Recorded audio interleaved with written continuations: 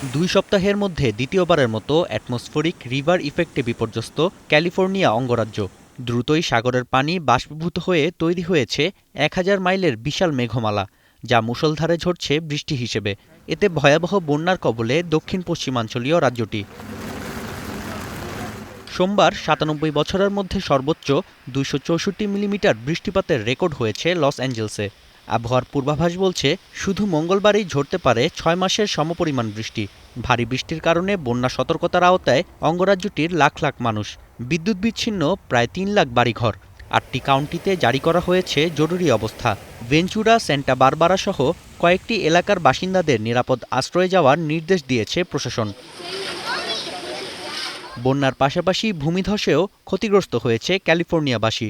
শুধু লস অ্যাঞ্জেলসেই ভূমিধস হয়েছে 120 বারের বেশি। এতে প্রায় অর্ধশত স্থাপনায় ক্ষতি হয়েছে। বিপজ্জনক পরিস্থিতি এড়াতে বাসিন্দাদের ঘরে থাকার আহ্বান জানিয়েছেন অঙ্গরাজ্যটির মেয়র। অ্যাটমসফেরিক রিভার ইফেক্টের কারণে তুষারধস হয়েছে প্রতিবেশী নেভাডায়।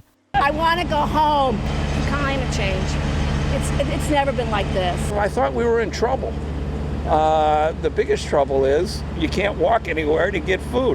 ভারী বৃষ্টিতে রোববার থেকে বাতিল করা হয়েছে অসংখ্য ফ্লাইট। নাফিয়া আরমান মনন, এখন বিশ্ব।